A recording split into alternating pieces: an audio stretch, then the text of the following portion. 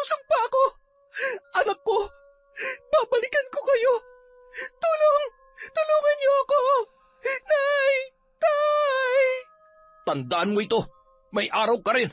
Akala mo palalampasin namin ang kalokohang ginawa mo? Nagkamali ka ng kinanti, Paulo!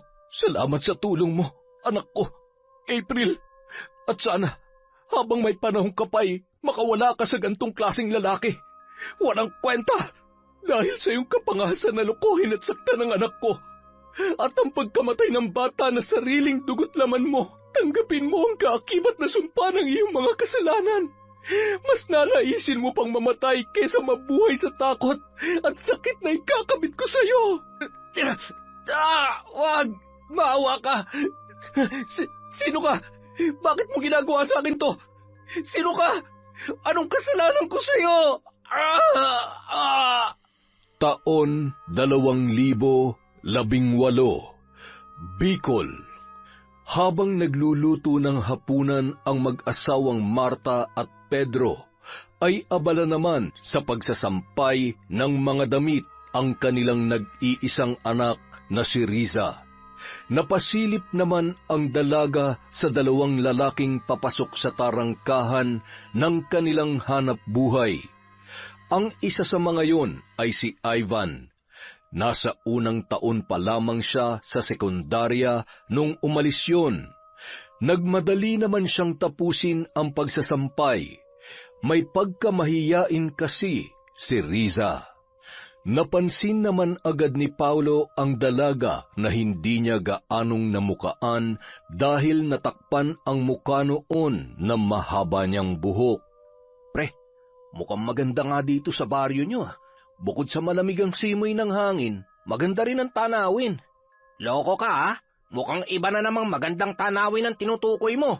Huwag kang loloko-loko dito. Baka mamaya pagsisihan mo yan. Nay, Tay, nandito na po kami. Bago tuluyang pumasok sa loob ng bahay ang dalaga, ay pasimple pa yung sumilip sa balkonahe nila Ivan. Nataon naman na nakatingin pa rin sa kanya si Paulo, kaya naman agad niyang binawi ang tingin at pumasok na sa loob ng kanilang bahay. Bit-bit ang isang timba. Ay, nakakahiya. Baka sabihin niya tinitingnan ko siya. Sino kaya yun? Siguro, katrabaho ni Kuya Ivan. Ang gwapo at ang puting-puti niya naman. Mukha siyang anak mayaman. Nay, Tay. Oh, anak, bakit abot taingay ang ngiti mo? Ako po? Nakangiti? Hindi po kaya. Hindi raw. Maupo ka na nga rito at baka nalilipasan ka na ng gutom. Ma, luto na ba yan? Oh, heto na. Maglagay ka na ng pinggan at maghahain na ako. Oh, ayan, masarap yung ginataang langka. Ano po ang sahog, Ma? Ang sahog? Aba, syempre. Ano nga bang sahog nito, Pa? Ang pinakamahal na sahog ng nanay mo. Pagmamahal. Pasensya na anak at medyo kinakapos tayo ngayon. Hayaan mo, pasasaan ba't makakaluwag-luwag rin tayo. Kung hindi lang nadisgrasya ng mga peste ang pananim natin sa bukid at maging ang mga palay ay hindi sana tayo... Okay lang naman po, Tay. Masarap naman po magluto si Nanay. Hayaan nyo, kapag may trabaho na ako, matutulungan ko na rin po kayo. Tingnan nyo si Kuya Ivan. Mula na nagtrabaho siya sa Maynila, gumanda na yung buhay nila. Tapos, maayos na po ang buhay nila ngayon kesa noon, kaya... Kaya ipipilit mo na naman ang pagtatrabaho sa Maynila. Anak, kaunting panahon na lang naman ang hinihiling namin sa'yo. Ibebenta ko ng ilan sa lupa natin para may pangmatrikula ka sa darating na pasukan. Oo nga naman, anak. At saka, kapag nagtrabaho ka na, mahihirapan ka nang bumalik sa pag-aaral. Tatamarin ka na kapag nasanay ka na sumasahod ka. Pero Nay, Tay, kapag binenta natin yon, sayang naman. Kahit 1 o 2 taon lang na pagtatrabaho at kung mabait ang magiging amo ko sa Maynila, pwede naman hong pagsabayin ko ang... Hindi ka aalis sa bahay na ito. Ano ngayon kung magdildil tayo ng asin o magkandako ba ako sa pag-aararo basta dito ka lang at hindi ka lalayo sa amin ng nanay mo. Hindi mo alam kung gaano kadelikado ang buhay na malayo sa pamilya. Niwala nga tayo ni isang kakilala doon. Pero tay, Sige na, kumain na kayo at magpapahangin muna ako sa labas. Ay, nababakas sa mukha ni Mang Pedro ang pagkadismaya ng mga sandaling yon dahil sa pagpupumilit ni Riza. Sinundan ng tingin ng dalaga ang kanyang ama at yumuko na tila ba nakukonsensya sa kanyang inasal. Anak, intindihin mo na lamang ang tatay mo. Maging ako ay hindi rin mapapakali kung sakaling mapapalayo ka sa amin. Naaalala mo ba nangyari sa tiya mo noon? Yun ang iniiwasan ng tatay mo. Mapanganib at iba ang buhay sa Maynila. Kaya para sa ikapapanatag ng kalooban namin, pakiusap anak, ito na sana ang huling beses na pag-uusapan natin ito. Hindi na lamang umimik ang dalaga. Ipinagpatuloy niya na lamang ang pagkain habang pinipigilang pumatak ang kanyang mga luha.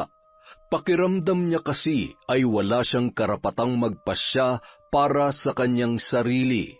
Hindi niya na nga malayang magawa ang maraming bagay dahil sa hirap ng buhay ay hindi rin siya makatulong kung paano babangon sa buhay na meron sila.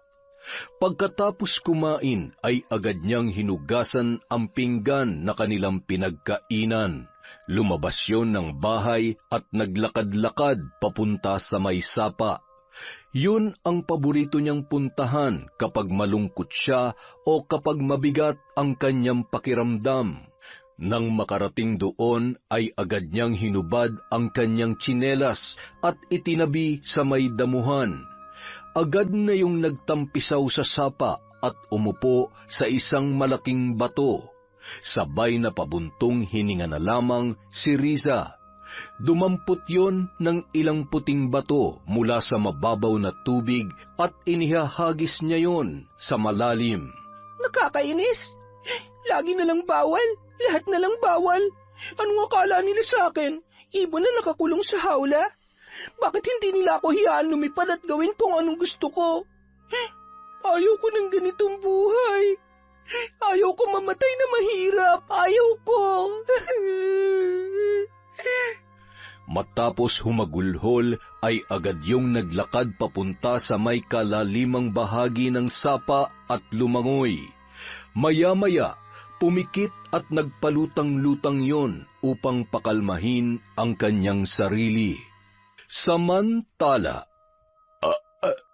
Grabe, busog na busog ako. Ang sarap talaga ng isda at gulay dito sa probinsya, no? Sinabi mo pa, kaya sobrang nakakamiss ang buhay dito eh. Tahimik, payapa, at hindi usok ng mga sasakyan ang malalanghap mo. Parang ang sarap maligo ah. Wala bang malapit na paliguan dito? Ilog, sapa, o kaya dagat? Meron. Teka lang, sa malapit-lapit muna tayo ha. Sa mga karatig lugar ay merong ilog at medyo malayo-layo ang dagat. Pero huwag ka mag-alala pre, pupuntahan natin lahat yan. Ayos, salamat pre. Pero pre, parang kahit hindi na. Basta ipakilala mo na lamang ako dun sa kapitbahay mong dalaga. Yung nakita natin kanina. Si Riza. Nako, umayos ka pre. Malilintikan tayo sa tatay nun. Pero huwag ka mag-alala. Baka sakali magkaroon tayo ng pagkakataon. O siya, magpalit ka na ng panligo at nang makapunta na tayo sa sapa. agad namang nagpalit ng shorts na panligo ang dalawang lalaki. Hinubad na nila ang pantaas na damit at sinabit sa may sampayan. Masayang nagkukwentuhan ng dalawa habang naglalakad at manghang-mangha naman si Paulo sa ganda ng lugar. Natanaw pa ni Mang Pedro ang dalawang binata na dumaan, ngunit pinagsawalang bahala niya lamang yon. Pumasok na yun sa kusina at saka kumain habang nakikipagkwentuhan sa kanyang asawang si Marta. Ano, hindi na naman kumain na maayos yung anak mo dahil napagsabihan? Kumain naman. Huwag ka na magalit. Para namang hindi mo kilala yung anak mo. Kahit pa anong kagustuhan niya ay tayo at tayo pa rin naman ang susundin niya. Hayaan mo muna. Siguro ay nakatulog na sa kwarto niya yon. Napagod din ata sa paglalaban ng mga damit natin. Sige na, kumain ka na at sisilipin ko muna ang anak mo, ha? Nang puntahan ni Aling Marta ang kwarto ng kanilang anak na si Riza, Nagtaka siya dahil wala doon ang dalaga. Napangisi lamang yon dahil nababatid niya kung nasaan ang kanyang anak. Hindi pa rin nagbabago ang dalaga mo. Hindi talaga. Matigas pa rin ang ulo. Manang-mana sa'yo. Ano, nakatulog na ba sa sama ng loob? Hindi. Wala siya sa kwarto niya. Alam mo naman kapag tinutopak yun ay biglang tinatawag ng sapa. Mukhang nakikipag-usap na naman sa mga talangka. Anong sabi mo? Sa sapa ba ka mo? O ba't kanina'y may mga lalaking papunta roon? Sandali nga't susunduin ko. Pa, dalaga na ang anak mo. Hayaan mo namang makakilala ng gwapo. Tumigil ka, Marta. Masyado pang bata ang anak natin. Mahirap na. Iba ng takbo ng mga kalalakihan ngayon. Masyado ng mga mapusok at... Ay, takpan mo na nga lang muna yung kinakain ko. Ay, sus Mariosep ka, Pedro. Saksakan naman ang pagiging seloso mo. Noon ako ang binabakuran mo. Ngayon naman ang anak mo. Ay... Sa kabilang banda, Hanep, napakaganda dito, pre. Teka, nakikita mo bang nakikita ko? Ano ba yun? Pre, may nalulunod! agad na tumakbo si Paulo palangoy sa dako kung saan nakatihaya at nagpapalutang-lutang si Riza. Agad niyang binuhat yon at nataranta naman ang dalaga. Bitiwan mo nga ako! Ibaba mo ako, ano pa? Aray, sorry miss. Akala ko kasi nalulunod ka eh. Nalulunod? Hindi mo ba nakikita? Buhay ako, tumihinga pa. Pasensya ka na, Risa. Sadyang maalalahanin lang talaga ang kaibigan ko, kaya... Hoy, anong ginagawa niyo sa anak ko, ha? Gusto niyo bang pagtatagain ko kayo? Anong ginawa sa'yo ng mokong na yan, Risa? Ano? Manong, tinulungan ko lang naman po ang anak ninyo. Wala naman po kaming... Tay, wag na po kayo magalit. Tara na ho, umuwi na tayo. Wag na wag kayo magtatangkal lumapit sa anak ko. Kung hindi, makakatikim kayo sa akin. Mang Pedro, sandali lang po. Ano? Gusto mo talaga matikman ang bagong hasa kong... Hindi po. Kumalma ho kayo. Hindi niyo na po ba ako natatandaan? Si Ivan po to. Ivan? Ikaw nga. Hindi na kita halos nakilala. Tara na, anak. Tay, nakakahiya naman po sa... Wala akong pakialam kung sinong Poncio Pilato pa ang mga yon. Umiwas ka na lamang at hindi natin alam ang likaw ng bituka ng mga yan. Hindi mo ba nakita kung paano katitigan ng mga yon? Palingon-lingon pang naglakad si Riza habang hawak ng kanyang ama ang kanyang braso. Nang makalayo ang mag-ama ay napakamot ulo na lamang, sabay nagtawanan sina Ivan at Paulo. Ang loko mo, pre. Masyado ka naman kasing nataranta. Paano di ako matataranta kung ganong kaganda yung nakikita kong nalulunod? Sayang nga eh. Akala ko pa naman magagamit ko na yung natutunan ko sa pag-CPR. Style mo, bulok. Pero, pwera biro, pre. Ang ganda talaga niya. Maganda kung sa maganda, pero pre, nakita mo naman kung gaano katapang si Mang Pedro, hindi ba? Kaya kung ano man yan naglalaro sa utak mo, sinasabi ko sa'yo, kalmahan mo, pre. Dahil maliban sa katapangan ni Mang Pedro, ang nanay ni Riza ay anak ng kilalang mambabarang dito sa baryo namin. Kaya sabi ni tatay, siguradong ipinasa daw kay Aling Marta ang pagiging kampon ng dilim. Ano ka ba naman, pre? Huwag ka nagpapapaniwala sa ganyan. Dito lang naman sa probinsya na uuso ang mga ganyan. Halika na, iligo na lang natin to. Bago tayo bumalik sa Maynila, sisiguruhin ko magkakausap ulit kami ni Riza at makukuha ko rin ang loob ng tatay niya. Pre, yung makausap siya, medyo posible pa. Pero yung makuha ang loob ng tatay niya, naku, para ka naghihintay ng milagro. Grabe ka naman, pre. Lahat na dadaan sa diskarte. Patutunayan ko sa iyan. Oy siya, oo na lang. Basta wag na wag kang gagawa ng kalokohan at bagay na ikapapahamak mo sa huli, ha? Kawawa naman na naiwan mo nobya sa Maynila. Meron nga ba? Parang sa tagal na natin magkasama, puro forma. Wala ka naman pinapakilalang girlfriend dun. Ayun, ibig sabihin lang wala talaga. Hindi ako ganun kaswerte sa babae, pre. Baka nga hindi ko pa nahahanap ang para sa akin eh. At sana, dito ko sa probinsya nyo matagpuan ang babaeng hinahanap ko. Malay mo, si Riza na pala talagang para sa akin. Ang lakas ng tama mo, pre! Makalipas ang mahigit 1 linggo, Mahigpit namang pinagbawalan ni Mang Pedro ang kanyang anak na huwag maglalalabas ng bahay at umiwas sa bisita nila Ivan na si Paulo. Ngunit hindi mapigilan ni Riza na humanga sa lalaki, lalo na't hindi niya makalimutan ang maamong mukha noon at magandang pangangatawan. Kaya naman kapag umaalis ang kanyang ina at ama ay nakikipagkita siya sa binata at kung minsan ay pinatatambay niya pa sa loob ng kanilang bahay.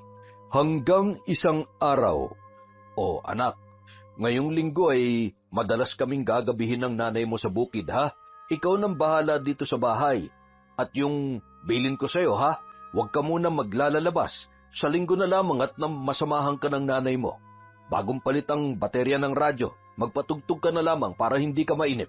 Pwede naman ho akong sumama sa inyo para makatulong ako.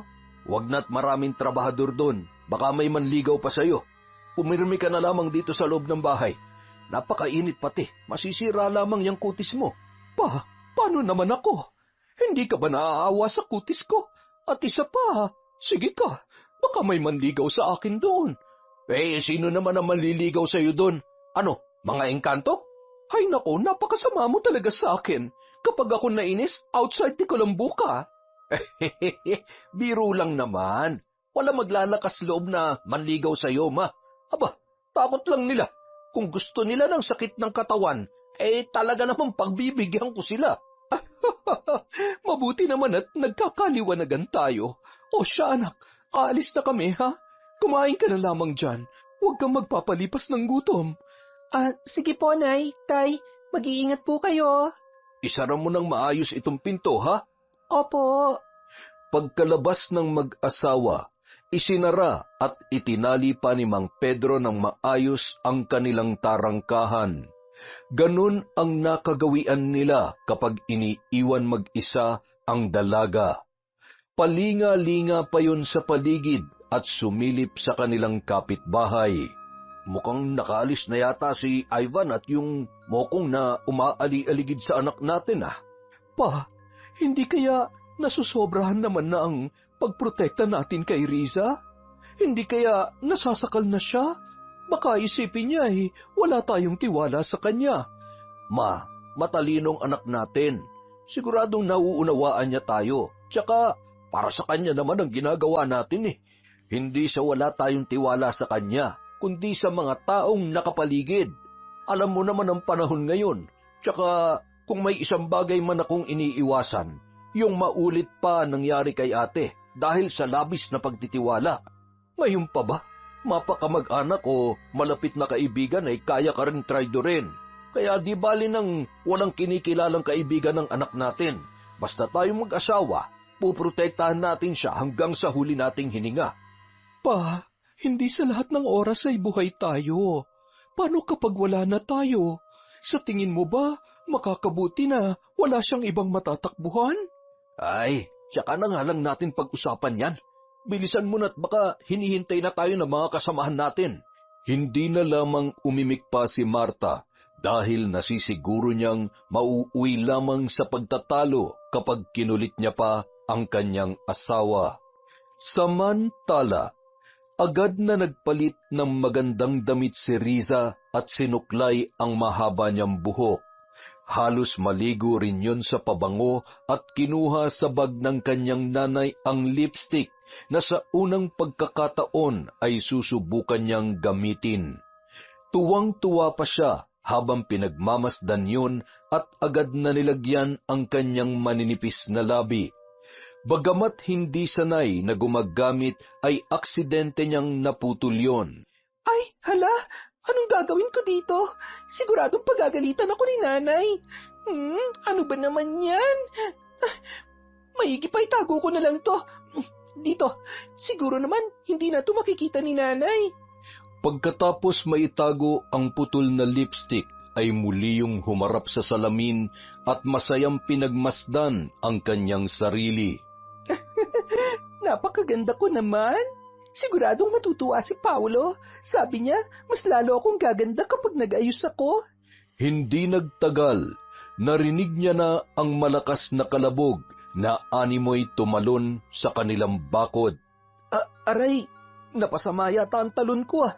Ay, wala na bang mas mahirap pa sa ginagawa kong to? Ay, di bali, mukhang sa wakas ay makakatsyempo na rin ako ngayong araw. Paulo, nandyan ka na pala. Ayos ka lang ba? Ayos lang ako. Medyo napasama lang ang talon ko. Wala eh. Hindi natin pwedeng tanggalin ang tali at baka makahalata ang tatay mo. Mapapagalitan ka pa. Oo nga, halika pumasok ka. Gusto mo ba magkape? Mamaya na. Humarap ka nga muna sa akin. Wow! Ang ganda-ganda mo naman, Riza. Siguro kapag bumalik na ako sa Maynila, marami na akong kaagaw sa'yo. Ha? Paano naman hindi naman ako lumalabas ng bahay. At saka, ikaw lang naman ang gusto ko. Ikaw lang naman ang manliligaw ko at... Sandali.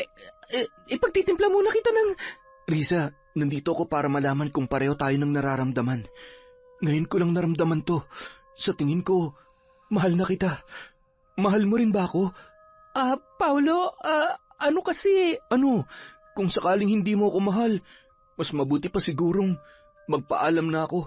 Lalo lamang ako mahihirapan na kalimutan ka. Hindi naman sa ganoon. Natatakot lang ako kasi hindi pa naman kita gaanong kilala. Hindi ba dapat kilalanin muna natin ang isa't isa bago tayo pumasok sa pakikipagrelasyon? Wala ka bang tiwala sa akin? Riza, totoong nararamdaman ko para sa'yo. Kaya kong patunayan yan. Kaya kitang pakasalan at bibigyan kita ng magandang buhay. Buhay na hindi katulad nito. Nakakulong at hindi ka malayang gawin kung anong gusto mo. Maniwala ka sa akin, Riza. Ang pag-uusap ng dalawa ay nauwi sa isang pangyayari na magpapabago sa buhay ni Riza. Ipinagkatiwala niya kay Paulo ang kanyang sarili, bagay na labis namang ikinatuwa ng binata. Huwag mo akong lolokohin, ha? Hindi ko alam ang gagawin ko kapag... Hindi mo alam kung gaano mo ako pinasaya sa araw na ito, Riza. Salamat sa pagtitiwala mo. Huwag ka nang umiyak. Hindi naman kita lolokohin.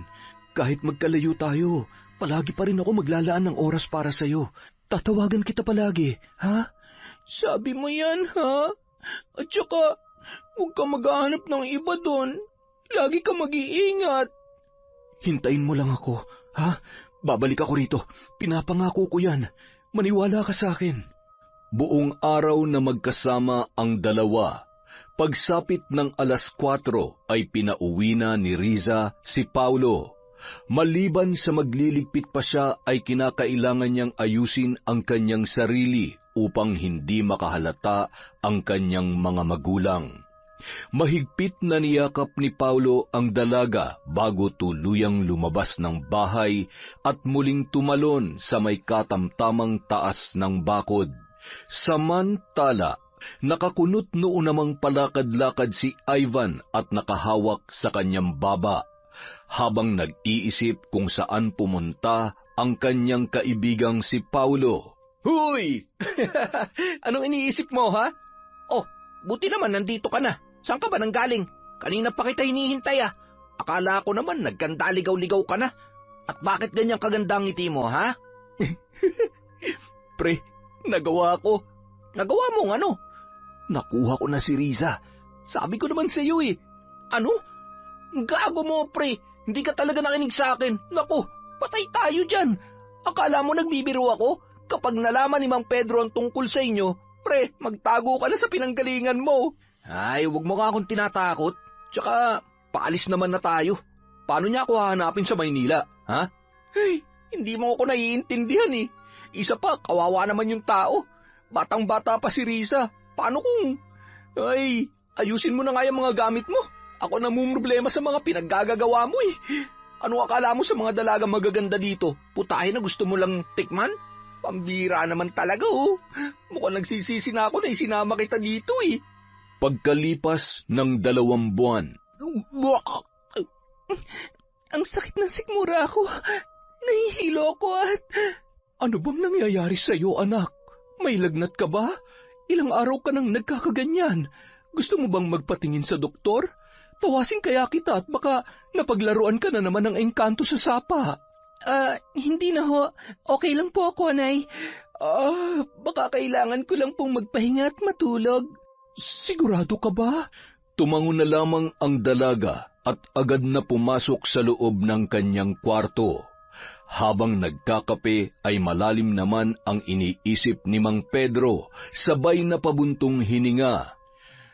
Ay, Ma, wala ka bang napapansin na kakaiba sa anak mo? Ano na naman ba yan, Pa?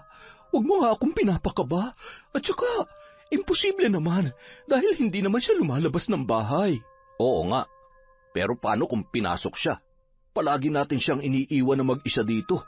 Maliban natin kung may ginagawa ng kalokohan niyang anak mo. Nagpatuloy ang pag-uusap ng mag-asawa.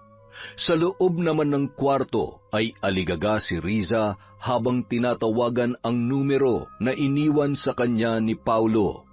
Mula nung umalis ang lalaki ay 3 beses niya lamang nakausap yon. At pagkatapos ng mga pagkakataong yon, ay hindi na sinasagot ng lalaki ang kanyang mga tawag at mensahe. Hindi pwede to. Kailangan niya malaman ang kalagayan ko. Kailangan kita, Paulo. Kailangan mo kaming panagutan na magiging anak natin.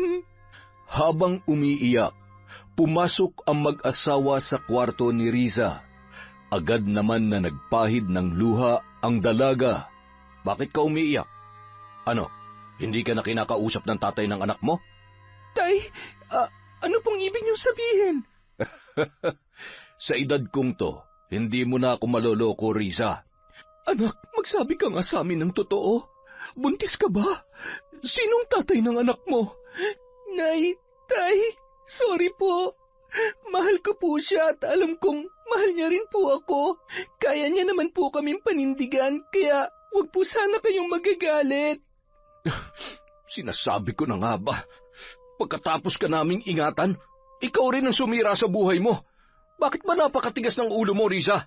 Gaano ka totoo na paninindigan ka ng tatay niyan, ha? Sino? Sinong tatay ng dinadala mo?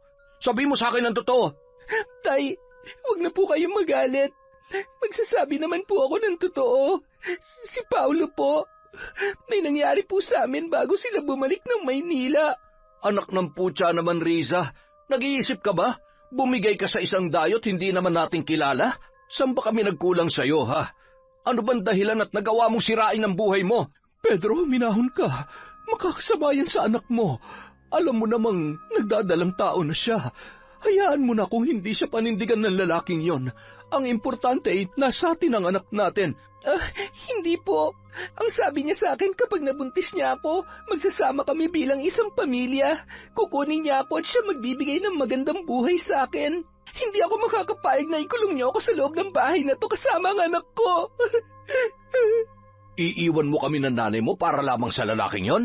Kung noon naging sunod-sunuran ako sa lahat ng gusto niyo kahit ang totoo, sakal na ako. Pinili kong sundin kayo. Pero sa pagkakataong to, hindi na ako makakapayag na diktahan niyo ako sa desisyon ko. Anak ko na ang pinag-uusapan natin dito. Kaya sa ayaw at sa gusto niyo, hahanapin ko si Paulo. Hahanapin ko siya at iiwan ko na kayo. Anak, hindi ganoon kadali ang gusto mo mangyari. Sa lawak na Maynila, saan mo siya hahanapin? Paano kung... Pabayaan mo siya. Yan ang gusto mo? Sige, para malaman mo kung para saan lahat ng ginagawa mo. Gusto mo maging malaya? Sige, mag-empake ka na't siguruhin mo na mapapanindigan mo yung desisyon mo, Riza. Sana lang hindi mo yan pagsisihan. Pilit na pinipigilan ni Mang Pedro ang pagtulo ng kanyang luha at ang galit na maaaring mag-udyok sa kanya na mapagbuhatan ng kamay ang pinakamamahal niyang anak. Anak, nakikiusap ako. Huwag mong gagawin to. Paano kung may mangyaring masama sa'yo at wala kami doon ng tatay mo para... Nay, tama na. Hindi na ako bata. Pabayaan niyo na lamang ako. Yan ba talaga ang gusto mo? Yan ba talaga ang magpapasaya sa'yo? Mahal na mahal ka namin ng tatay mo. Kaya yung mga sandali na akala mo ay kinukulong ka namin ay hindi para ipagkait sa iyo ang kalayaan na gusto mo, kundi para protektahan ka. Pero kung naging masama kami magulang para sa iyo, sige, iwan mo kami. Heto ang pera. Yan yung pera na naipon namin para sa pangmatrikula mo. Kakailanganin mo yan. Napahagulhol na lamang si Riza habang hawak ang pera na iniabot sa kanya ng kanyang ina. Naroon ang takot sa posibleng kalabasan ng naging pasya niya, ngunit yun lamang ang kanyang naiisip na paraan na ikabubuti ng batang kanyang dinadala. Hahanapin natin ang tatay mo. Hindi ko hahayaang habang buhay na lang tayo sa 4 na sulok na bahay na to. Bibigyan kita ng magandang buhay, anak. Buhay na ipinangako sa atin ng tatay mo. Huwag ka mag-alala. Lahat gagawin ko para mahanap lamang siya. Noong araw ding yun, pagkaalis ni Mang Pedro at Marta, ay pumunta si Riza sa bahay ni na Ivan. Nadatnan niya roon ang ama ng binata at nagtanong siya sa eksaktong lugar kung saan naninirahan si Ivan sa Maynila. Hindi na yun nagsayang pa ng oras, kaya naman ng araw ding yun ay bumiyahe siya papuntang Maynila. Nang makarating sa terminal ay agad naman siyang sinundo ni Ivan na noon ay nagtataka kung bakit humingi ng tulong sa kanya ang dalaga. Kailangan mo ba ng trabaho? Buti pinayagan ka ng mga magulang mo. Hindi trabahong pinunta ko dito. Pasensya na sa abala. Hindi kasi sinasagot ni Paulo ang tawag ko, kaya ikaw naisip kong makakatulong sa akin para mahanap siya. Ano? Hinahanap mo si Paulo? Bakit? Ano ba nangyayari? Nagdadalang tao ko at siya ang ama. Patay.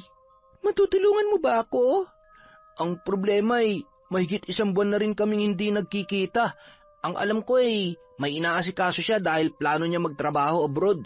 Pero huwag kang mag-alala. Siguradong hindi pa nakakaalis yun. Magtatanong ako sa mga kaibigan namin kung saan sila lumipat ng bahay ngayon. Hindi ko na rin kasi makontak ang lokong yun eh. Baka nagpalit na ng number. Ay, salamat sa tulong, Kuya Ivan, ha? Tatanuin ko tong isang malaking utang na loob sa'yo. Nakukonsensya tuloy ako sa nangyari sa'yo. Kung hindi ko sinama yung mokong na yun, di sana. Huwag mong sisihin ang sarili mo. At saka, hindi naman ako nagsisisi sa nangyaring to. Mahal ako ni Paulo, kaya alam ko na matutuwa siya kapag nalaman niya na nagdadalang tao ko. Makalipas ang 3 araw, Pasensya ka na, Riza. Hindi kita masasamahan. Basta, ipakita mo lang ang address na yun sa taxi na sasakyan mo. Hindi naman gaanong kalayuan yan mula dito. Mag-iingat ka, ha? Kung may kailangan kay, tawagan mo na lang ako. Kumain ka muna bago umalis at baka mahilo ka na naman. Sige na, papasok na ako, ha? tumango na lamang ang dalaga at nagpasalamat. Pagkatapos mag-asikaso ay agad na rin siyang bumiyahe papunta sa address na binigay sa kanya ni Ivan. Pagkaabot ng pamasahe sa taxi driver ay agad na yung bumaba. Ang ganda naman ng bahay nila. Siguro mayaman sila. Sana naman nandito siya at... Habang nakatayo ang dalaga sa tapat ng gate at akmanas sanang pipindutin ang doorbell, may bigla namang humawak sa kanyang braso. Riza? Paulo? Buti nandito ka. Sandali, anong ginagawa mo dito? Ano ba namang klaseng tanong yan? Hindi ka ba masaya na makita ako? Paulo, buntis ako. Nagbungang... Ano? Sigurado ka ba? Sigurado ka bang ako talagang tatay niyan? Imposible namang isang beses lang na may nangyari sa atin tapos buntis ka na agad. Ano bang ibig mong sabihin? Sinungaling ako? Nagumagawa lang ako ng kwento? Okay, sorry. Huwag ka na magalit. Nabigla lang kasi ako. Lintik, ano bang gagawin ko sa babaeng ito? Hindi pwedeng malaman ni Lola ang tungkol sa amin dahil siguradong... Ay, bahala na. Kung gusto mo talagang magkasama tayo, mabuti pa dito ka muna kay Lola. Nakikitira lang kasi ako dito. Kaya lang, hindi niya pwede munang malaman ang tungkol sa atin. Marunong ka naman yata sa mga gawaing bahay, di ba? Teka, naguguluhan ako. Hindi ito napag-usapan natin noon. Ang sabi mo... Please, Riza, magtiwala ka lang sa akin. Aayusin ko ang lahat. Konting taste lang tapos magsasama na tayo sa iisang bubong. Ha? Magsasama? Hindi ba't papaalis ka? Hindi ako aalis. Bakit ko naman kayo iiwan ng anak natin? Makinig ka, ipapasok kita bilang kasambahay ni Lola, kung okay lang sa'yo. At least dito makakasama kita at mababantayan. Halika na sa loob. Basta sumakay ka na lang sa mga sasabihin ko, ha? Mahal kita at huwag kang mag-alala. Hindi kita pababayaan. At wala nang nagawa pa si Riza. Mas lamang ang sayang nararamdaman niya nung mga oras na yun. Kaya kahit kahina-hinala ang kilos at mga sinasabi ng binata, ay ipinagsawalang bahala niya na lamang yun. Oo, sino ang babaeng yan? Huwag mong sabihin na... Lola, hindi po ba't naghahanap kayo ng kasambahay? Si Riza po, kababaryo ng kaibigan ko. Mabuti naman. Siya, tumuloy na kayo. Sigurado ka bang maaasahan yan sa mga gawaing bahay? Mukhang bata pa at hindi sanay sa... Kaya ko naman po. Mabuti naman kung ganon. Ayaw ko kasi sa lahat ay yung tatanga-tanga at mabagal. Ilagay mo na mga gamit mo sa magiging kwarto mo. Pakilinis na lang at matagal ko nang hindi na ipapalinis yon. Siguradong maraming alikabok, ipis at daga. Bakit? Ayaw mo? Takot ka sa... Hindi ho yan, Lola. Hindi ba, Riza? Masipag ho yan at maaasahan, kaya wala kayong puproblemahin sa kanya. Agad naman na tumungo sa kwarto ang dalaga. Sunod-sunod yung napapabahin dahil sa alikabok. May mga nakatambak doon na lumang papel at mga kagamitan na pinamamahayan na ng mga anay at ipis. Anong gagawin ko? Takot ako sa mga... bahala na nga. Kaya natin to, baby. Konting tiis lang, ha? Samantala, Paulo, ano na naman bang kalokohan ito? Hindi mo na magagawa pang magsinungaling sa akin. Kilala kita. Alam kong... Ay, Lola, ang totoo niyan, hindi ko naman alam na hahantong sa ganito eh. Isang beses lang naman kasing... Tanga ka ba? Ni isang beses man yan, ang punto ay pinakialaman mo. Tarantado ka talagang bata ka. Ano na naman ang plano mo ngayon? Alam mo, konting-konti na lang, hihiwalayan ka na ng asawa mo, lintik ka. Hindi mo na nga maibigay ang pangangailangan ng 3 mong anak. Nagdagdag ka pa ng 2. La, hindi pwedeng malaman ni April to. Ayaw ko na mag-away kami. Alam niyo namang mahal na mahal ko yun. Mahal na mahal? Ewan ko sa'yo. Sige, abusuhin mong kabaitan ng asawa mo. Kapag yan nagising sa katotohanan, hindi lang asawa ang mawawala sa'yo. Pati mga anak mo lintik ka. Hanggang ngayon ay ako pa rin ang sumasalo sa mga kalokohan mo. Ewan ko sa'yo, Paulo. Lumayas ka na at baka hindi ako makapagtimpi sa'yo. Bago umalis si Paulo, ay pinuntahan muna niya si Riza na abala sa paglilinis. Hindi nakatiis ang lalaki, kaya tinulungan niya na yon. Sige na, umalis ka na. Baka makita ka pa ng lola mo at mapagalitan pa ako. Umalis si Lola. Mamamalengke raw muna siya, kaya tutulungan na kita para hindi ka gaano mapagod. Siyempre, pagkatapos nito, kailangan may premyo ko. Ikaw talaga hanggang ngayon hindi ka pa rin nagbabago. Siyempre. Halos 1 linggo nang natutulog sa bahay ni Lola Doring si Paulo. Nawiwili pa kasi yon sa presensya ni Riza na noon ay magta3 buwan pa lamang ang tiyan. Hindi yon ang unang beses na nambabae siya, kaya tila ba normal na lamang sa kanya ang sitwasyon na yon. Isang araw. Riza, ano ba? Hindi ka pa bababangon dyan? Aba! Lola, lintik kang babae ka. Napakalandi mo. Hindi ka nandito para landiin ang apo ko. Hindi mo nga magawa ng tama ang pinag-uutos ko pero nagawa mong lumandi ng todo. Ambisyosa ka. Tama na po. Nasasaktan po ako. Wala akong pakialam. Talagang masasaktan ka sa akin kaya alamin mo ang lugar mo sa pamamahay ko. Naiintindihan mo? Ha? Opo, aray ko. Bitawan niyo na po ang buhok ko. Maglinis at magluto ka na. Bilis! At ikaw, Paulo, lumayas ka nga muna sa bahay na ito. Naaasiwa ako sa mga pinaggagawa mo. Papatol ka na rin lang naman sa katulong pa. Humahagulhol na tumungo sa kusina si Riza. Halos araw-araw sinasaktan siya ng matandang babae. Nahihirapan kasi siya, lalo na sa paggamit ng mga appliances na hindi naman pamilyar para sa kanya. Kung minsan naman kahit mababaw na dahilan ay binubulyawan siya ng matanda. Maliban doon, tinitipid siya sa pagkain at ang ipinapaulam sa kanya ay ang mga tira-tirang nasa ref na hindi man lamang ipinapainit, kaya naman madalas ay nag-aalburuto ang kanyang tiyan at nagsusuka. Tinitiis niya ang lahat ng yon dahil umaasa at naniniwala si Riza sa mga matatamis na salita at pagmamanipula ni Paulo sa kanya. Samantala, lubos namang nagtataka si April sa ikinikilos ng kanyang asawa. Ramdam na ramdam niya na may kalokohan yung ginagawa. Sa 8 taon nilang pagsasama ay hindi na bago yon para sa kanya. Oh, kumusta? Mga anak, may bisita tayo. Magmano kayo? Mukhang napapadalas ang pag-uwi mo ng maaga. Literal na inuumaga ng uwi. May araw na Ibang klase ka talaga, no? Sana kung gaano ka nagdadagdag ng babae taon-taon, nadadagdagan din ng pera na inaabot mo sa akin para may pampakain ako sa 3 nating anak. Okay lang naman namang babae ka. Sanay naman na ako. Hindi naman ako magkakasakit kung sakali man. Ang akin lang, sana unahin mong obligasyon mo sa mga anak mo, kahit wag mo na akong isipin dahil tanggap ko naman na yon. Ay, ang dami mo namang sinasabi.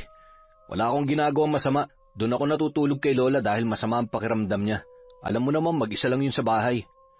Mga anak, gutom na ba kayo? Sandali lang ha. Magluluto lang muna ng almusal si tatay. Sinungaling. Malalaman ko rin kung sino yung bagong kinalolokohan mo. At kapag nagkataon, pagbubuhulin ko kayo. Gago, akala mo mapapaniwala mo ako? Humanda ka sa akin. Kinabukasan. Riza! Riza! Tingnan mo nga ito! Bakit hindi na gumagana ang rice cooker ko? Anong ginawa mo dito? Alam mo bang ang mahal-mahal ng pagkakabili ko dito? Ilang beses ko bang sasabihin sa'yo na punasan mo na maayos? Napakabobo mo! Visit ka talaga! Wala ka nang ginawa kundi sirain ang mga gamit ko. Wala ka nang sasahurin sa akin dahil kung tutuusin, kulang na kulang pang sahod mo na pambayad sa mga sinira mo. Aray ko, tama na ho. Nasasaktan ho ako. Hindi ko naman ho sinira yan. At talagang tumatanggi ka pa. Punong-puno na ako sa'yo. Isang-isa na lang, Riza. Palalayasin na kita. Wala kang kwenta. Huwag po. Huwag niyo po akong paalisin. Parang awa niyo na po. Okay lang ho kahit wala ho akong sahod. Basta hayaan niyo lang po akong tumira dito. Kinagabihan. Oh, bakit ang dami mong pasa? Sinaktan ka na naman ba ni Lola? Ay, huwag mo nang intindihin yun. Mawawala din naman yan. Okay lang ako, Paulo. Alam mo naman na handa ako magtiis. Sabi mo naman kapag medyo malaki na ang tiyan ko ay uupa na tayo ng sarili nating bahay, hindi ba? Ay, yan nga rin ang pinoproblema ko Dahil wala akong sapat na pera para... Ganun ba? Kung wala talaga, ayos lang naman. Kaya lang, paano kapag manganganak na ako? Iniisip ko rin na mahihirapan ako magtrabaho kapag malaki na ang tiyan ko. Ayaw mo bang bumalik sa probinsya? Habang nagtatrabaho ko dito, padadalhan na lang kita. Tapos bibisitahin kita doon kahit 2 beses sa isang buwan. Okay na ako dito. Bahala na. Ayaw ko munang bumalik sa amin. Siguradong masama pa rin ang loob nila sa akin. Gusto ko rin patunayan sa kanila na hindi ako nagkamali ng desisyon na piliin ka. Matapos sabihin yon, mahigpit na yumakap si Riza kay Paulo. Nakaramdam naman ng konting awa ang lalaki para sa babae, ngunit hindi siya maaaring magpatalo sa kanyang konsensya sa mga oras na yun. Kinuha niya ang mga tabletas sa kanyang bulsa at iniabot niya yon kay Riza. Anong mga to? Inumin mo yan para maging mas malusog ang batang nasa sinapupunan mo. Salamat. Salamat sa pagmamahal at pag-aalaga mo sa amin ni baby, ha? Mahal na mahal ka namin. Kinabukasan, maaga pa ay ginising na siya ni Lola During. Magsisimba kasi yon sa Quiapo. Siguraduhin mong maayos ang lahat dito pagdating ko. Magwalis ka rin sa labas. At huwag kang makikialam sa gamit sa kusina at baka masira mo na naman yon, nalintik ka. Opo. Sige po, Lola. Bakit ang putla mo? May dugo ka pa ba? Ay, siya, aalis na nga ako. Pagkaalis ng matanda ay napaupo sa sala si Riza at pinapakiramdaman ang kanyang sarili. Ano ba nangyayari sa akin? Bakit ang sakit ng puson ko at nangihina ako? Hindi kaya epekto ng gamot na binigay sa akin ni Paulo to? Siguro hindi hiyang sa akin. Kahit masama ang pakiramdam, ay nagpumilit pa rin yung magwalis sa labas ng bahay hanggang sa tumindi ang sakit na kanyang nararamdaman. Ang sakit! Tulong! Ang baby ko! Bakit ako tinudugo? Tulong! Isang babae ang noon ay sumaklolo sa kanya. Hindi naman ganun kalala ang pagdurugo, ngunit sinamahan pa rin siya noon sa malapit na klinik. Doon ay nalaman nila na ang gamot na pinainom sa kanya ay pampalaglag ng bata. Binalaan din si Riza ng babae na mag-ingat at kilalanin ng husto ang ama ng batang kanyang dinadala. Hindi naman nagpakilala kung sino yon, ngunit labis na nagpasalamat si Riza sa tulong nito. Agad niya ring tinawagan si Ivan para ipaalam ang nangyari sa kanya. Dahil pinagbawalan siyang kumilos ay hindi niya nagawa ang mga ipinag-uutos ni Lola Doring. Kaya naman, galit na galit yon na sumugod sa kanyang kwarto. Ang kapal na mukha mo para humilata lang dyan. Halika dito, kunin mo yung bag mo at lumayas ka na sa pamamahay ko. Bitawan niyo ako. Ano ba? Sobra na to. Sumusobra na kayo sa pananakit at pangahamak niyo sa akin. Ayan, hindi mo ba nakikita? Buntis ako. Buntis ako at muntik na malaglag ang dinadala ko dahil sa kagagawa ng apo niyo. Sabihin niyo nga sa akin ang totoo. May kinalaman ba kayo dito? Ha? Buntis ako at ang apo niyo ang tatay nito. Apo niyo rin ang batang nasa sinapupunan ko. Kaya magsabi kayo ng totoo. Kayo ba nag-utos sa kanya na painumin ako ng... Huwag mo ako masigaw-sigawan. Hindi ko matatanggap ang batang yan. Ambisyosa ka. Lumayas ka. Nalirinig mo ba ako? Lumayas ka. Nagmamatigas ka? Pwes, halika dito. Aray ko, bitawan niyo ako. Kinaladkad ng matanda papalabas ng bahay si Riza. Malakas ang buhos ng ulan noong mga oras na yon. Matapos itulak ay napaupo pa yun sa lupa, hawak ang kanyang tiyan at patuloy sa paghagulhol. Hindi pa yun nakontento, itinapon pa sa may bandang tiyan ang bag ni Riza dahilan para mamilipit yon sa sakit. Humalakhak pa ang matanda bago isinara ang kanilang pintuan. Bahala ka dyan. Mamatay ka sana sa lamig. Ang kapal ng mukha mo, nakakagigil ka. Habang humahagulhol si Riza, ay naramdaman niya ang malakas na bulwak ng dugo sa kanyang puwerta na animoy may kasama ng laman. Sa pagkakataong yun ay nababatid niya na tuluyan nang nawala ang bata sa kanyang sinapupunan. Mga hayop kayo! Pagbabayaran yung lahat ng ito! Isinusumpa ko! Anak ko! Babalikan ko kayo! Tulong! Tulungan niyo ako! Nay! Tay! Yun ang huling nasambit ni Riza bago siya nawalan ng malay. Maya-maya, nagmamadali namang bumaba ng taxi si Ivan. Nakita niya ang nakahandusay na si Riza sa lupa. Mababakas ang dugo sa bestida nito na umagos hanggang sa kanyang paa. Riza! Riza, gumising ka! Isinugod ni Ivan si Riza sa ospital. Nang magising ang dalaga ay hawak ni Ivan ang kanyang kamay, habang nakatango ay nakatulog na sa tagiliran ng kanyang higaan. Nang igalaw niya ang kanyang kamay ay agad namang nagising ang binata. Hindi pa siya tuluyang makapagsalita habang sinasariwa sa isip kung ano ang mga nangyari. Magpakatatag ka. Hinihintay ka pa ng mga magulang mo, Riza. Huwag ka mag-alala, magiging maayos din ang lahat. Kung alam ko lang na ganitong sasapitin mo, hindi ko na sana hinayaan pa na magkita kayo ni Paolo. Patawarin mo ko. Napakasinungaling niya. Hayop siya. Sinira niya ang buhay ko. Pinatay nila ang anak ko.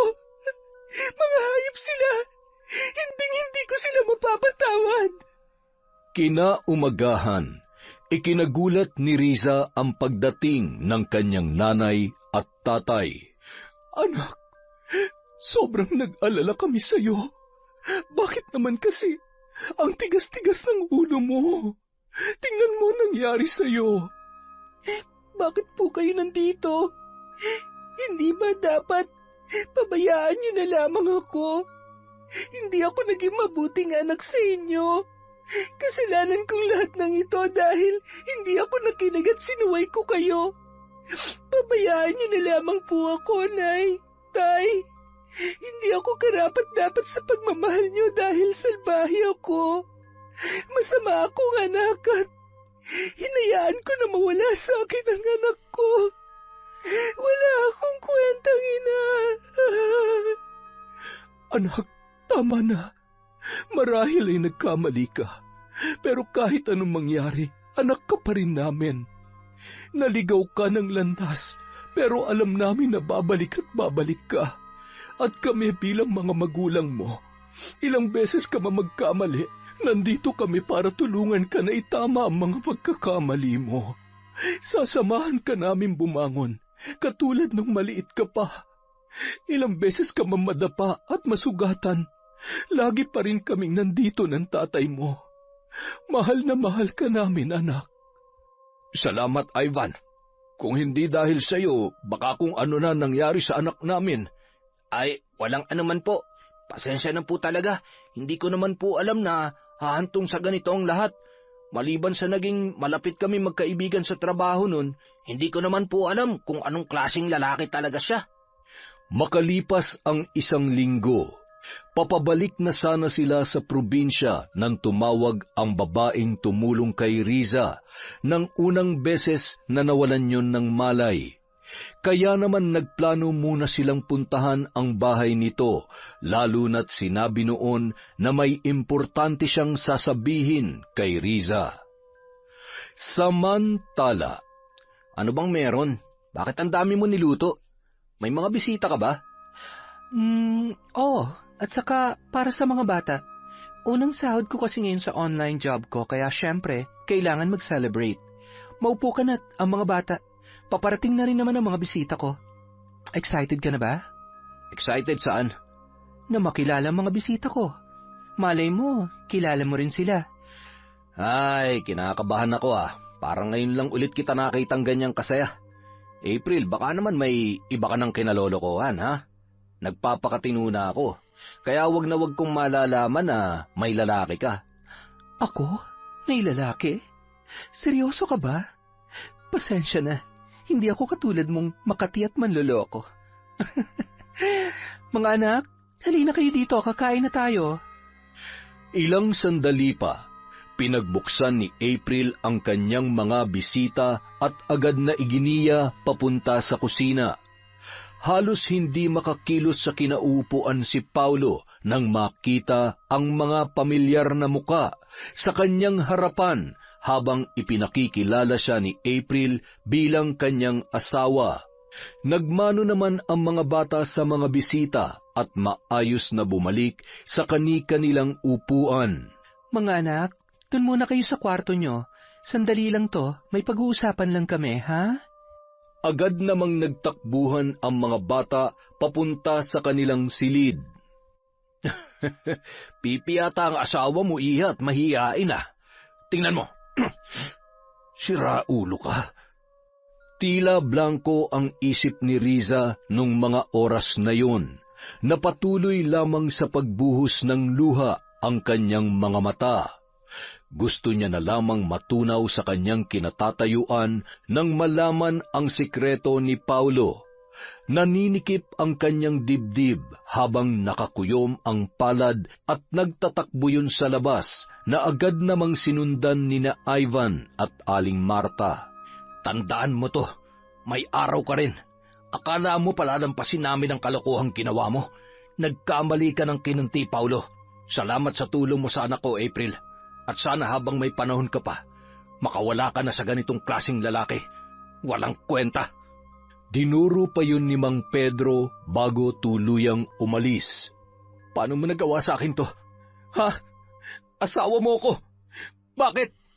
Hindi ka naman naging mabuting asawa at lalong hindi ka naging mabuting ama. Nagagalit ka? Pues mas kinakasuklamang kita. Ang tagal ko nang hinihintay ang pagkakataong ito. Ang isampal sa iyo ang bunga ng pagtataksil, kasinungalingan at pagiging irresponsable mo.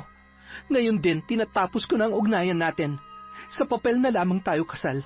At darating ang araw, makakawala rin ako sa kasal natin. Makakaalis ka na. Naririnig mo ako? Lumayas ka na at magsama kayo ng lola mo. Pagod na akong umiyak at magmakaawa na magbago ka. Tama na. Kaya ko nang buhayin ang mga anak ko. Sawang-sawa na ako sa iyo. Makalipas ang 1 linggo, mula nang makabalik sa probinsya sina Riza. Parang dinudurog ang puso ko kapag nakikita kong nagkakaganyan ang anak natin. Namimiss ko na ang mga halakhak niya pa. Pasasan ba't makakaganti rin tayo? Pagsisisihan ng lalaking yon at pagbabayarin ko siya sa lahat ng kanyang ginawa. Kinagabihan, nakatulog na si Riza habang hinihimas ng ina ang kanyang buhok at sinusuklayan. Pinunasan niya ang nagngingilid na luha noon. Hindi pa rin nila yon nakakausap ng maayos. Madalas ay nakatulala at umiiyak lamang habang hawak ang kanyang tiyan. Ang makita sa ganoong kalagayan ang kanilang anak ang nagtulak kay Aling Marta na ituloy ang plano nilang mag-asawa na parusahan si Paulo sa pamamagitan ng barang. Agad na kinuha ni Aling Marta ang mga gamit niya sa pambabarang. Matagal na siyang may alam sa bagay na yun dahil sa isang mabagsik na mambabarang ang kanyang ina. Ipinamana sa kanya ang kaalaman at mga kakaibang kagamitan. Ginamit niya ang ilang damit ng lalaki na napasama sa gamit ni Riza. Dahil sa iyong kapangasan na lokohin, saktan ang anak ko at ang pagkamatay ng bata na sariling dugot laman mo. Tanggapin mo ang kaakibat na sumpa ng iyong mga kasalanan. Mas nanaisin mo pang mamatay kaysa mabuhay sa takot at sakit na ikakabit ko sa iyo. Sa bawat tusok ng tinik, pagpatak ng kandila at bawat insekto ay hudyat ang iyong kamatayan. Kamatayan na dadaan muna sa hindi mo maipaliwanag na sakit at paghihirap na ngayon mo lamang mararanasan. Manikluhod ka man at humingi ng kapatawaran, hindi mo na matatakasan ang bunga ng iyong kasalanan.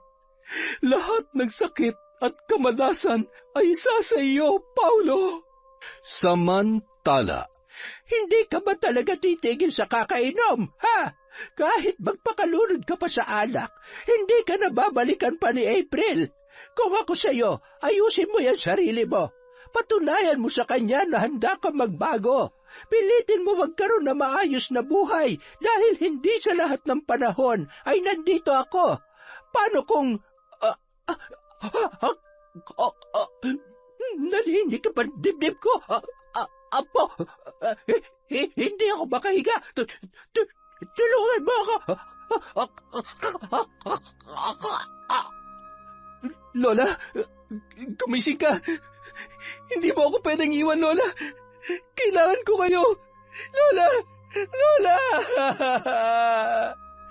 labis na nagdamdam si Paulo matapos mailibing ang kanyang lola, lalo na't hindi man lamang pumunta sa burol ang asawa at kanyang mga anak. Nababatid niya na ganun na lamang kalaki ang galit ni April sa kanya. Isang gabi, Habang paulit-ulit niyang tinatawagan si April at patuloy sa pag-inom ng alak, ay may narinig siyang iyak ng sanggol. Hinahanap niya kung saan yun nagmumula. Tumungo siya sa isang kwarto na dating silid ni Riza nung naninirahan pa yun doon bilang kasambahay ng kanyang lola. Napakunot noo siya nang wala naman siyang nakita sa ibabaw ng higaan, kaya gumapang siya sa sahig at doon ay nakita niya ang isang duguang sanggol na umiiyak at nakaluwa ang mga mata. Hindi niya magawang kumilos sa kanyang pwesto dahil sa matinding takot, lalo na nang gumapang yon papalapit sa kanyang muka. Hanggang sa pinagkakalmot siya noon, ramdam niya ang pagbaon ng kuko sa kanyang leeg habang sinasakal siya hanggang sa tuluyan na siyang malagutan ng hininga. Napabalikwas si Paulo sa sofa na kanyang hinihigaan. Ano bang klaseng panaginip yun? Akala ko natuluyan na ako. Tumayo ang lalaki at humarap sa salamin. Nakita niya ang dugo na tumutulo mula sa kanyang mata at leeg. Kasabay noon ay ang pagkirot na nararamdaman niya na para bang may kung anong tumutusok sa kanyang laman. Napasigaw ang lalaki dahil sa sakit, sabay bumagsak ang salamin at nabasag yon. Ang mata ko! Aray! Hindi ko na kaya! Ang sakit! Nagpagulong-gulong ang lalaki habang nakatakip sa mata ang kaliwat kanang kamay niya. Huwag! Maawa ka! Sino ka? Bakit mo ginagawa sa akin to? Sino ka? Anong kasalanan ko sa'yo? Ano? Kaya pa ba? Bakit ka ba nagtataka sa nangyayari sa'yo? Sa dami at laki ng mga atraso mo sa babaeng niloko mo, saan ka kumukuha ng lakas ng loob na magmaang-maangan? Dapat naman talagang mabulag ka para hindi na makakita ng bagong biktima. Ngayon, maigi pa'y maranasan mo ang hirap ng pagbubuntis. Bago ka man lamang mamatay, matutunan mo kung gaano kahirap magdala ng sanggol sa sinapupunan, kaya wala kang karapatan na magtanim ng bata sa bawat babaeng iyong matitipuhan. At yang ipinagmamalaki mong armas, dapat dyan ay hinahati sa dalawa, gamit ang bubog na ito, at itatahi gamit ang matibay na patpat ng sako.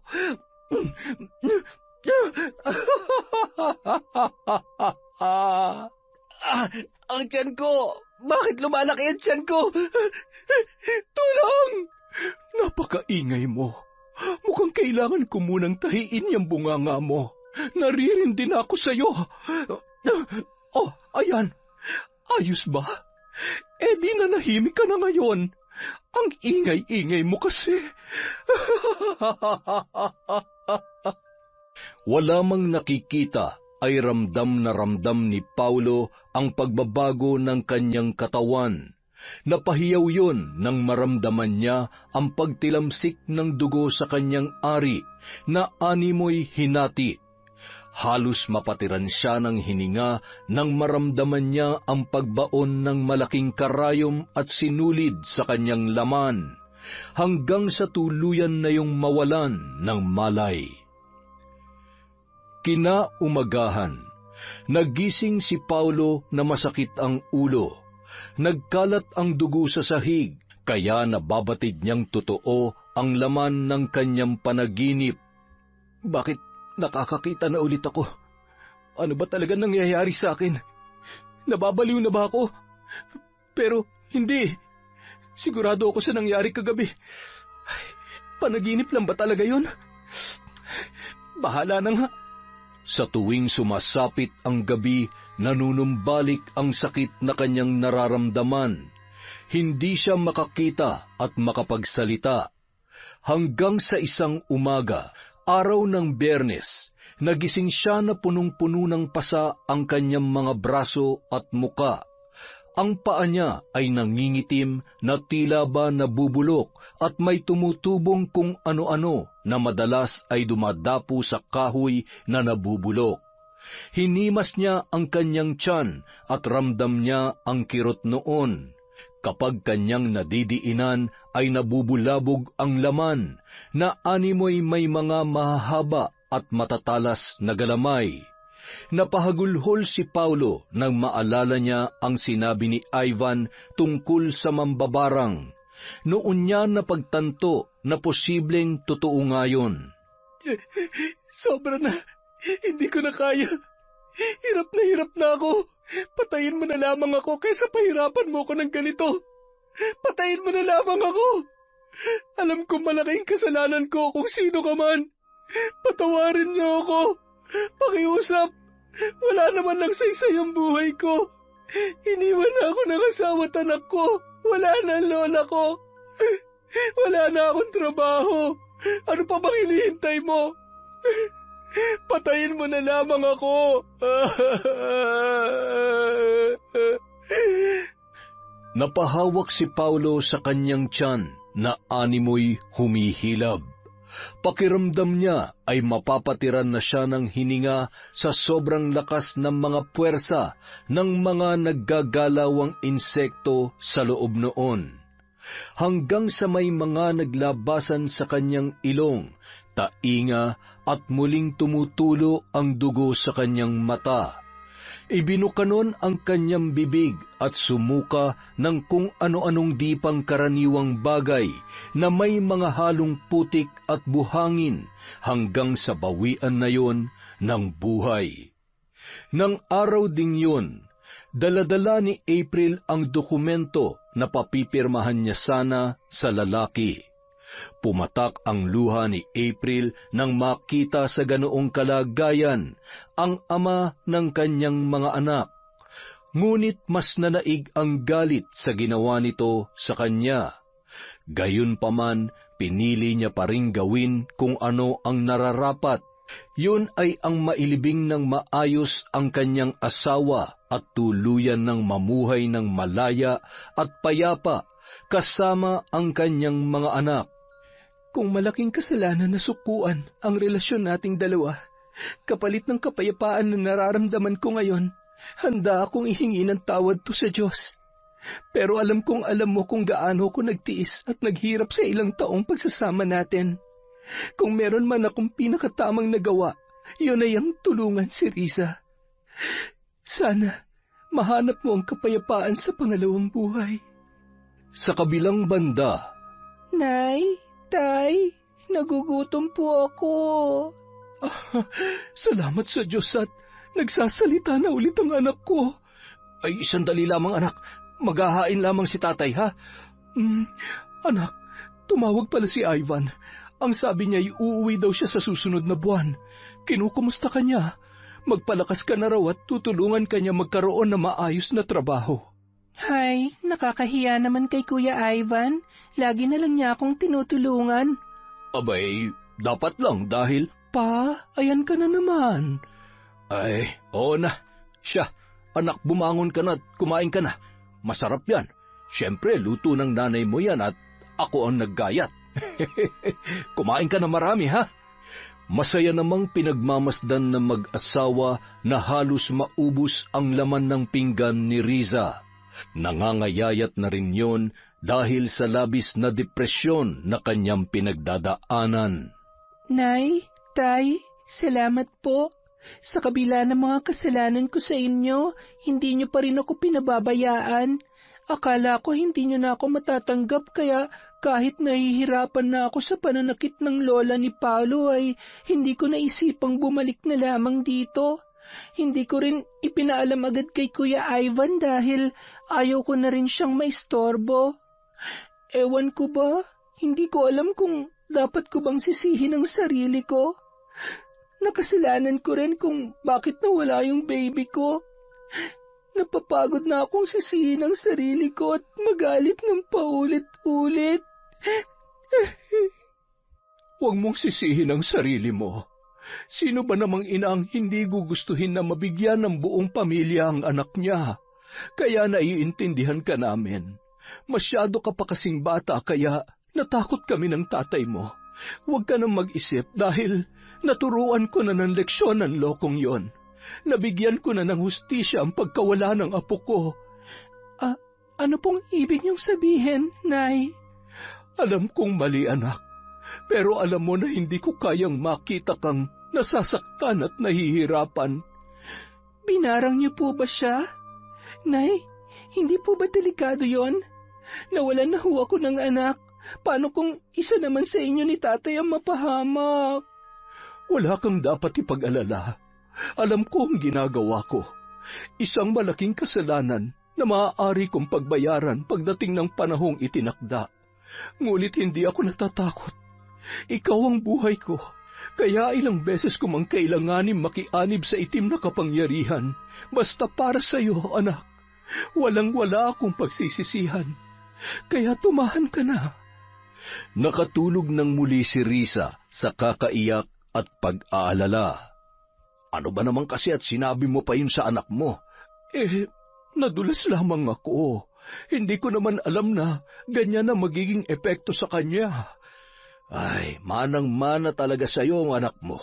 Pala desisyon at hindi man lamang iniisip ang kahihinatnan ng parang ikaw din naman. Ako pa talaga tong sinisi mo? Paligo ka na nga at sumasakit ang ulo ko dyan sa... Napakabaho ng kilikili mo. Ang laki-laki na ng tawas na binili ko sa iyo ay hindi mo man lamang naisipang igudgod dyan sa kilikili mo. Masyado ka namang maselan. Kapag ako nakaligo, hindi ka makakatikim ng halik at yapos sa akin. Ako pang tinakot mo? Aba, sino ba itong hindi makatulog ng walang... Ito na. Maliligo na nga eh. O yan, dalhin mo yan. Ano to? Hindi ba't pangkuskus ito ng kaldero? Ay, oo. Kailangan mo na yan at tingnan mo yung leg mo. Ay, Diyos ko, kay bango-bango mo nung pinata ka. Ngayon nagkaedad na tayo, pati pagligo ay pahirapan na. Kapag naubos ang pasensya ko, ako maghihilod niyang libag mo. Ewan ko na lang kung hindi sumama pati laman. Ay, nasa na kaya yung lipstick ko? Ilang buwan ko nang hinahanap ay hindi ko pa rin makita. Kailangan ko na yatang bumili ng bago. Abat, 50 pesos din yun sa bangketa. Sa paglipas ng ilang buwan ay patuloy pa rin kinukumusta ni April ang kalagayan ni Risa, hanggang sa tuluyan na rin nanumbalik sa dati ang sigla ng dalaga, lalo na nang umuwi si Ivan at may nakakausap yun. Nakita na mag-asawa kung paano napapasaya at inaalagaan ng binata ang kanilang anak. Pa, sa tingin mo maliban sa kapitbahay at kaibigan, posible kayang tama ang kutob ko sa dalawang yan? Tingnan mo naman ang mga ngiti at titigan. Hindi ba't ganyan mo rin akong titigan noon? Ay, ano ka ba naman? Kaya lang naman kita tinititigan noon dahil hindi ko masabi sa iyo na na may muta ka. Siyempre, baka magalit ka sa akin. Ano ka ba? Puro kakalokohan. Talagang mababalian ka ng buto. Talaga naman lagi mo na lamang pinapainit ang ulo ko, ha? Bakit nga kaya? Abay, nagtaka ka pa. Malamang sa malamang, nagme-menopause ka na. Bakit parang masayang-masaya ka? Hoy, huwag kang magkakamaling gumawa ng kalokohan, Pedro. Baka nakakalimutan mo kung anong kaya kong gawin sa'yo at sa magiging babae mo. Bakit? Sinasabi ko bang mambababae ako? Ay, Diyos ko.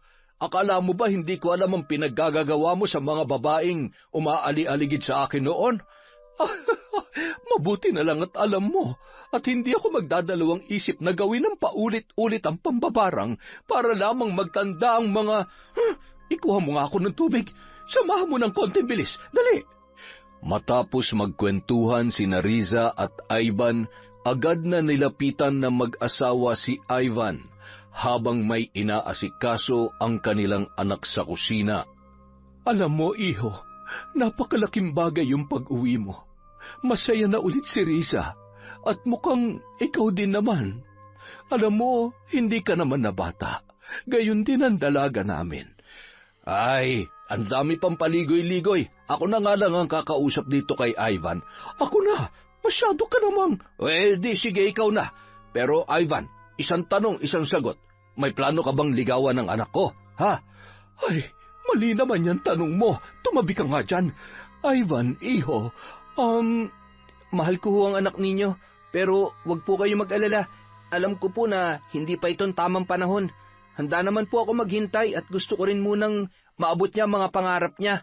Mas bata po siya kaysa sa akin at ayaw kong maging hadlang para maabot niya ang mga pangarap niya. Naniniwala naman po ako na kung kami talagang para sa isa't isa, mismong tadhana na po ang gagawa ng paraan. Ay, pinapaiyak mo naman ako, iho. Basta ako, sobra akong natutuwa sa kabaitan mo sa anak ko. Payakap nga, anak. Ang bango-bango naman ng... Ay, sus Mariosep, hindi mo ba narinig ang sinabi niya? Si Risa ang gusto niya, hindi ikaw. Dito ka lang sa akin yumampos at kahit maghapon ay hindi ako magrereklamo. Ang sweet niyo naman po pala. Basta wag po kayo mag-alala. Hindi ko na po hahayaang mangyari pa sa kanya ang mga nangyari noon. Gusto kong mapalitan ng masayang alaala ang lahat. At sana kapag sinabi ko na sa kanyang nararamdaman ko, matanggap niya po ako. Hayaan mo, tutulungan ka namin. Basta wag mo lamang siyang sasaktan dahil sinasabi ko sa iyo, kung itong tatay niya ay kayang managa, ako naman ay... Alam ko ho yun, pero hindi naman ho ako tatakbo sa inyo. Alam ko naman ho ang tama at mali. Kung meron man po akong nagawang kasalanan, yun ay nagdala ko ng isang tao na naging dahilan kung bakit. Mabuti pa'y kalimutan na lang natin yan. Alam mo, may mga naging pagkukulang rin naman kami. Nasobrahan kami sa higpit, kaya ayan, hindi na natin maibabalik ang panahon at ang mga nangyari. Kaya tama lang na ituwid na natin ang lahat sa ngayon, habang may pagkakataon pa. Salamat ho sa suporta niyo sa akin. Pangako po, aalagaan ko ho siya katulad ng pag-aalagaan niyo sa kanya. Makalipas ang ilang taon, isang bisita ang dumating sa bahay ng mag-anak. Kasama ni April ang mga anak niya para magbakasyon sa probinsya. May kamag-anak kasi sila na malapit lamang sa lugar nila Riza, kaya naman naisipan niyang dalawin yon. Naging masaya naman ang pag-uusap ng dalawa at mababakas sa mga mukha nila ang saya sa pagkakaibigan na hindi nila inaasahan. Isang gabi ring natulog doon ang mag-iina at kinaumagahan ay umalis na rin. Nang sumunod na araw, umuwi ulit si Ivan para sunduin ang noon ay kasintahan niya ng si Riza para makapag-apply ng trabaho. Anak, mag-iingat kayo doon, ha? Ivan, ingatan mo siya. Kung pwede lang sumama ako ay ginawa ko na. Total, lagi naman akong inaaway nitong Tatay Pedro ninyo. Anong ako? Ikaw nga tong lagi na lamang sinusumpong dyan eh. Pinipilit ko na nga maligo araw-araw eh, inaaway mo pa rin ako. Hay nako, kayo talaga. Mahal na mahal ko po kayo, Nay, Tay. Hayaan niyo't palagi kaming bibisita dito ni Ivan. Ivan, wag mo na masyadong patagalin. Pakasalan mo na yan bago magbago ang isip at baka... Tay, huwag kayong mag-alala. Ako na ho magpo-propose sa kanya. Kayo talaga. Ikampante niyo ang isip ninyo. Mag-enjoy ho kayo na walang inaalalang anak na matigas ang ulo. Ako na pong bahala sa dalaga ninyo. Mamahalin ko siya ng buong buo. Pagbalik ho namin dito, ano po bang gusto nyo? Isang apo? Dalawang apo? Abat, gawin mo na kayang 3 para maraming hinahabol-habol at sinasaway si Pedro. Siya, mag-iingat kayong 2. Mahal na mahal namin kayo. Masayang-masaya ang mag-asawa na kumakaway kina Riza at Ivan na noon ay naglalakad bit-bit ang kanilang mga bag papunta sa sakayan. Naalala mo dati nung siguro grade 1 ka pa lang nun at grade 6 ako? Ako nagtatanggol sa'yo kapag inaaway ka ng mga kaklase mo. Oo, hindi ko naman nakakalimutan yon. Kinakarga mo pa nga ako pauwi kapag wala pa si tatay para sunduin ako. Siguro, misyon mong alagaan ako habang buhay. Kaya pati sa malalaking problema, ikaw ang kasama ko. Parang ako naman ang nagbigay ng malaking problema sa'yo, kaya kapag iniisip ko yun, ewan ko ba, naiinis ako sa sarili ko? Love, kalimutan na natin yon. Tapos na yon. Hindi mo kasalanan at lalong hindi mo ginusto yon. I love you. Mas sobrang mahal na mahal kita at ayaw ko nang makita ka pang umiiyak dahil malungkot o nasasaktan ka. Gusto ko ikaw ang magiging pinakamasayang girlfriend at syempre, magiging asawa ko na. Samantala, Hoy, ano ba't nakatulala ka dyan? Umiiyak ka? Ako? Umiiyak? Ano akala mo sa akin? Sus, umiiyak ka nga eh. Ay nako, namimiss mo na naman ang anak mo, no? Abay, nasa terminal pa lang yon. Pwede mo pang pigilan kung gusto mo. Ay, puro ka na lamang kalokohan. Yakapin mo na nga lang ako. Nalulungkot ako. Dalian mo. Huwag ka na malungkot. Masayang-masaya naman na ang anak natin. Ma, alam mo, nagsisisi ako na isa lang ang anak natin. Dapat pala 3 o 5 para kapag may nag-aasawa may naiiwan pa dito sa bahay. Tingnan mo, napakalungkot na. Humihirit ka pa talaga eh. Hindi na nga natin maibigay ang masaganang buhay sa anak nating nag-iisa. Tanggapin na lamang natin yon. Anak lang natin siya. Hindi natin siya pag-aari. May sarili na siyang buhay. At tayo, habang buhay natin siyang susuportahan sa kung anumang makabubuti para sa kanya. Huwag ka nang umiyak, mahal kong asawa. Ang asim mo naman. Magsaing ka na doon at gabi na. At saka, magigib ka na rin ng inumin dahil kaunti na lamang yon. Maligo ka na rin pati kung gusto mong tumabi sa akin mamaya. Ay, teka, ano yung nasa ilalim ng aparador? Kuhanin mo nga pa. Alin ba? Aray ko, ang likod ko. Ano ba naman kasi at nandito ito sa kasulok-sulukan? Aba, ito yung lipstick na paborito ko. Ay, bakit ganito nang itsura nito? Ay, di bale, nakabili naman ako ng bago. Ay, tulungan mo nga akong tumayo at talaga namang, siya, humawak ka sa braso ko. Ay, nako, tumatanda na talaga tayo. Ay, nako, muntik pa tayo mahulog. Ay, ang ganda pa rin talaga ng misis ko kapag tumatawa. Yon, napakaganda na naman po ng kwento natin ngayong araw. At dahil dyan, meron na naman tayong shout out. Simulan natin kay Giselle Colamar, kay Maria Fe Boy Banting, hi kay June Galedo, hello kay Frederick Gana-Gana, hello din po kay Caroline Doong, kay Ami Viray from Talim Island, Binangonan, Rizal. Hello po kay Jenjen Vlog from Taiwan. Shout out kay Mel Gomez from Dubai, kay Mami from Doha, Qatar. Hello po kay Alma Naong, kay RV10, kay Jonah Libetario from Saudi Arabia. Hi po kay Gemma Kalibayan from Kuwait, kay Chloe Dia. Hi kay Willie Galvez, kay Michelle Esperon, I Love Resort Pinay, kay Arlene Lebra. Shoutout din po kay Genevieve Virtusio, kay Jeanette Sanico. Hi po sa mga taga Lelemaan, Pangasinan from Ginaline Sibayan. Hi kay Princess Alexis Grefaldia at Maria Grace Grefaldia.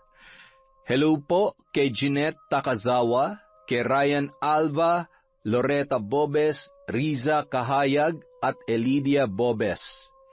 Hi po kay Emrose Strong FW, kay Jeneline Mix Vlog, kay Zairab Sharif. Hello po kay Glenda Galido, kay Miss Maura, kay Estelita Reyes. Shout out po kay Mia Aspa, kay Eric Umali, kay Wilma Cruz from Quezon City, kay Justine Grace Dignos. Hi kay April May, kay Doris June Subere at Tanggote family from Bacolod. Hi kay Mukbanger 21 Mix, kay Alfredo Alano. Hello po sa lahat ng taga-Antipolo dyan. Sa Soto at Gabriel family from Candao Uy, Dumaguete, from Cataleja, Soto. Maraming salamat po sa walang sawang pagsuporta sa Kwentong Enteng.